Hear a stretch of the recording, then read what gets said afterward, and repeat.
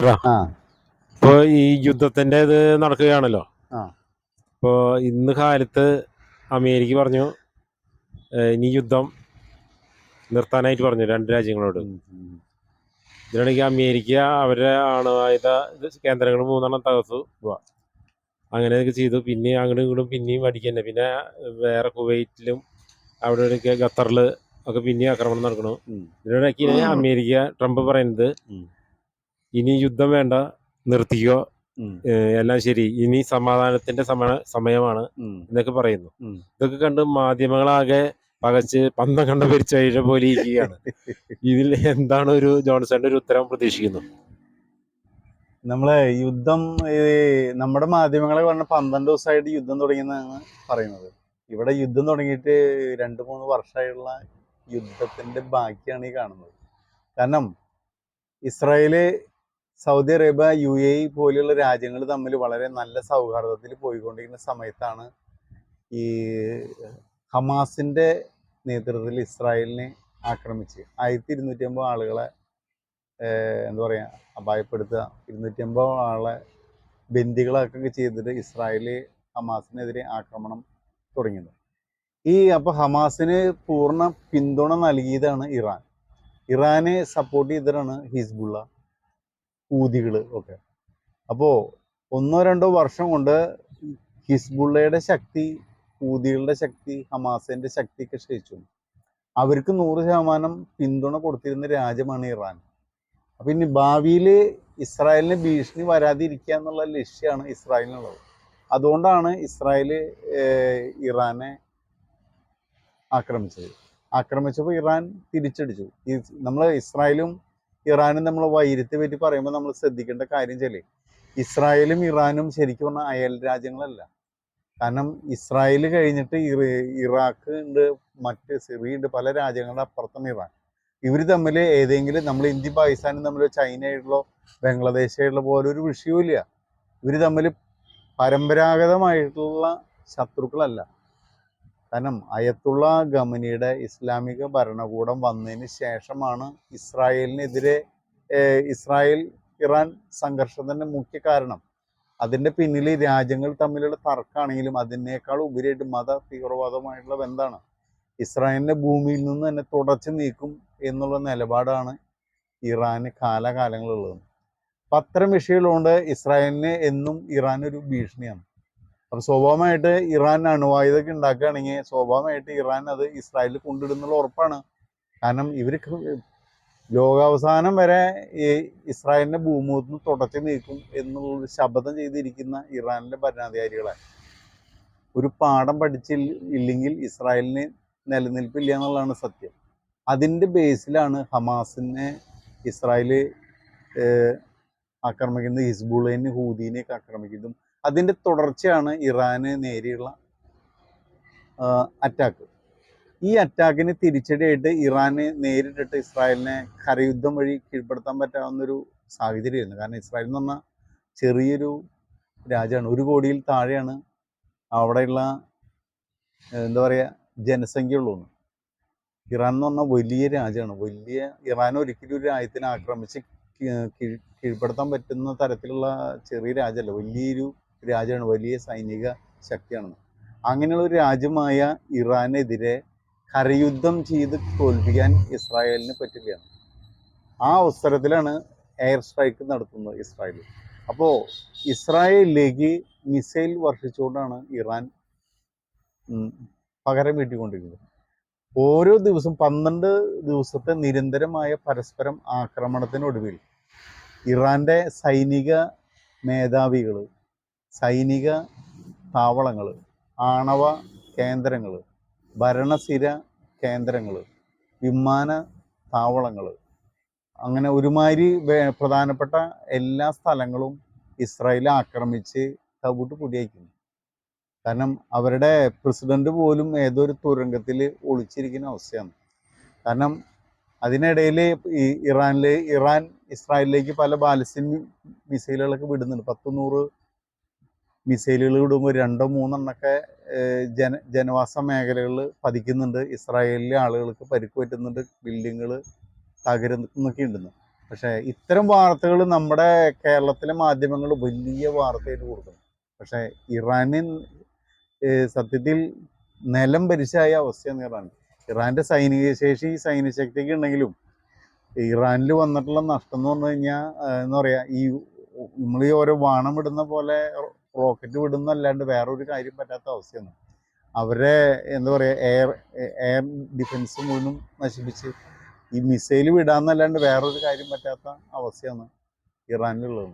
അപ്പം സ്വാഭാവികമായിട്ട് ഇറാന് ഇനി ഒരിക്കലും ഇസ്രായേലിനെ ആക്രമിച്ച് എന്താ പറയുക, ഹമാസിനെ സപ്പോർട്ട് ചെയ്യാനോ ഹിസ്ബുള്ളക്ക് എന്താ പറയുക പിന്തുണ കൊടുക്കാനോ ഹൂതിക്ക് പിന്തുണ കൊടുക്കാനോ കഴിയുന്ന രീതിയിലുള്ള സ്ട്രെങ്ത് ഇല്ലാത്ത അവസ്ഥയിൽ ഇസ്രായേൽ ഇറാനെ നിലം പരിശാക്കി കഴിഞ്ഞു. അതോടൊപ്പം തന്നെയാണ് അമേരിക്ക ഇറാൻ്റെ ആണവ കേന്ദ്രങ്ങളിൽ വന്നിട്ട് ബോംബിട്ട് തിരിച്ചു പോയത്. അതിന് പകരമായിട്ട് ഇറാൻ പറയുന്ന ഈ മറ്റേ അമേരിക്കയുടെ സൈനിക താവളങ്ങൾ മുഴുവൻ അറ്റാക്ക് ചെയ്യുമെന്ന് പറഞ്ഞു. പക്ഷെ ഇത് അറ്റാക്ക് ചെയ്യുന്നു എന്ന് പറഞ്ഞിട്ട് ഖത്തറിലേക്കാണ് വിട്ടത്. ഖത്തറിലേക്ക് വിട്ട സാധനം മുഴുവൻ എല്ലാം ഇവർ വിട്ട മിസൈൽ മുഴുവനും അമേരിക്ക എന്താ പറയുക ആകാശത്ത് വെച്ച് തന്നെ നിർവീര്യമാക്കിയെന്ന്. ഖത്തറിൽ യാതൊരു വക പ്രശ്നവും ഉണ്ടായിട്ടില്ല. പിന്നെ നമ്മളിതിൽ മനസ്സിലാക്കേണ്ട കാര്യം, ഖത്തറിൽ, സൗദി അറേബ്യയിൽ, ഈജിപ്തിൽ, UAE, ബഹ്റൈനിലൊക്കെ അമേരിക്കയുടെ 19ഓളം സൈനിക താവളങ്ങളുണ്ടെന്ന്. ഈ താവളങ്ങൾ എന്തുകൊണ്ടാണ് ആ രാജ്യം അവിടെ അനുവദിച്ചിട്ടുള്ളത്? അവർ തീവ്രവാദികളെ ഭയപ്പെടുന്നു, ഇറാനെ ഭയപ്പെടുന്നു. ഇറാനെ ഭയപ്പെടുന്ന ഇസ്ലാമിക രാജ്യങ്ങളാണ് അവരെല്ലാവരും. അവരെ സംബന്ധിച്ചിടത്തോളം മാനസികമായിട്ട് അവർ ഇസ്രായേലിനെ ഒപ്പമാണ്. ഇറാനെയാണ് ഇസ്രായേലിനേക്കാൾ കൂടുതൽ അവർ ഭയക്കുന്നത് ഇറാനെയാണ്. ഇറാൻ്റെ സൈനിക ശേഷി കുറയ്ക്കേണ്ടതും അവരുടെ എന്താ പറയുക ആക്രമണോത്സുകത ഇല്ലാതെയാക്കേണ്ടതും ഈ സൗദി അറേബ്യ പോലെയുള്ള രാജ്യങ്ങളിലെ ആഗ്രഹമാണ്. ഈ ആഗ്രഹത്തിൻ്റെയൊക്കെ അടിസ്ഥാനത്തിലാണ് ഇസ്രായേലിൻ്റെ നീക്കങ്ങൾ വന്നുകൊണ്ടിരിക്കുന്നത്.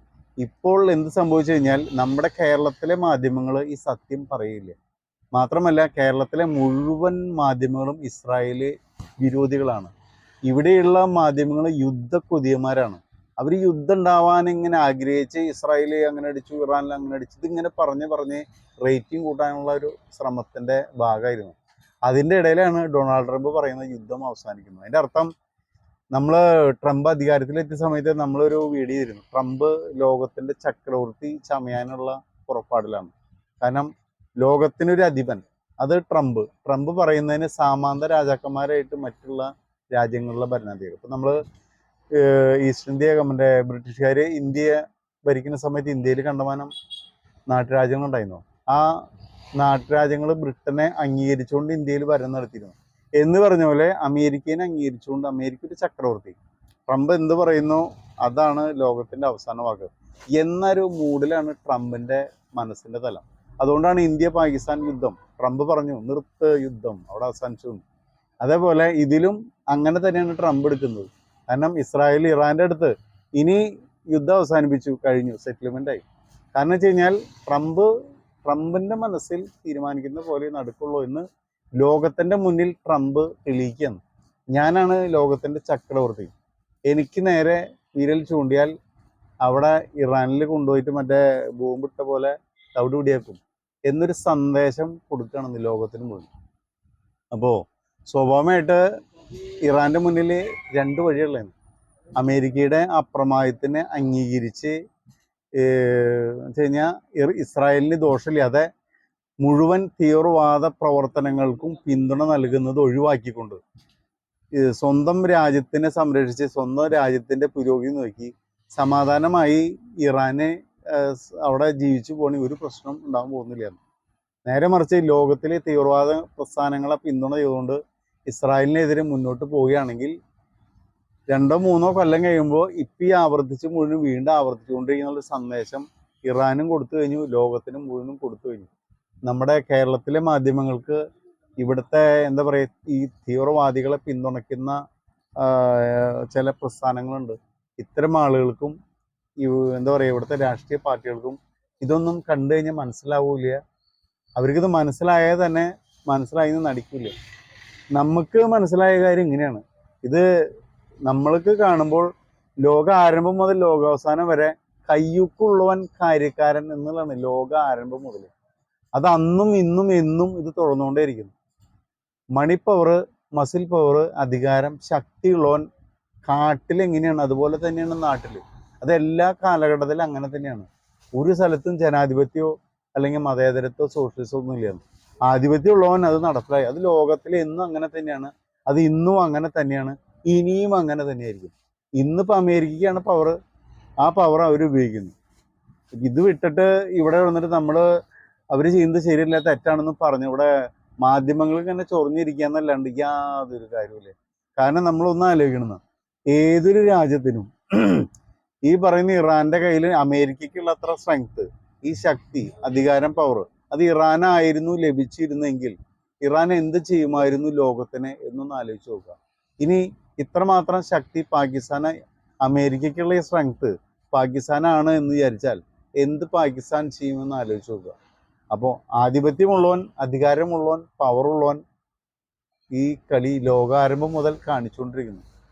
അപ്പം ഇത് ഇനിയും നാളെയും ആവർത്തിച്ചുകൊണ്ടിരിക്കും. അപ്പം മാധ്യമങ്ങൾക്ക് ഇങ്ങനെ വെറുതെ ചൊറിഞ്ഞ് കുറച്ചിരിക്കുക എന്നല്ലാണ്ട് യാതൊരു കാര്യമില്ല. അതാണ് നമുക്ക് ഈ വിഷയത്തിൽ പറയാനുള്ളത്. എന്തെങ്കിലും ചോദിക്കാനുണ്ടോ, പറയാനുണ്ടോ? ഇല്ല ചേട്ടാ, അപ്പൊ വിലയേറിയ ഈ അഭിപ്രായത്തിന് നന്ദി. എന്തെങ്ങനെ പറയുന്നറിയോ, നമ്മുടെ ഈ മാധ്യമങ്ങളുണ്ടല്ലോ കാലത്തായിട്ട് ഇങ്ങനെ വെറുതെ ചൊറിഞ്ഞിരിക്കുക. ഇത് മനസ്സിലായില്ലേ?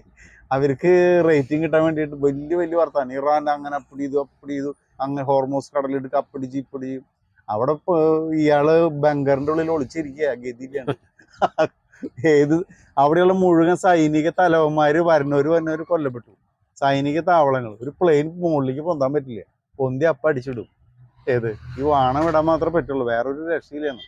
കാരണം അതേപോലത്തെ അവസ്ഥയിൽ നിവൃത്തിയിലാണ് നിൽക്കാന്ന്. അപ്പോൾ ആ അവസ്ഥയിൽ ഇവിടെ കിടന്നിട്ട് മാധ്യമങ്ങൾ കിടന്ന് ഇങ്ങനെ തള്ളുക. അതുകൊണ്ട് ഇങ്ങനെ നമ്മുടെ വീഡിയോകൾ ചെയ്യുന്നത് മുഴുവൻ ശരിക്കും പറഞ്ഞാൽ മാധ്യമങ്ങൾക്കെതിരെയാണ്.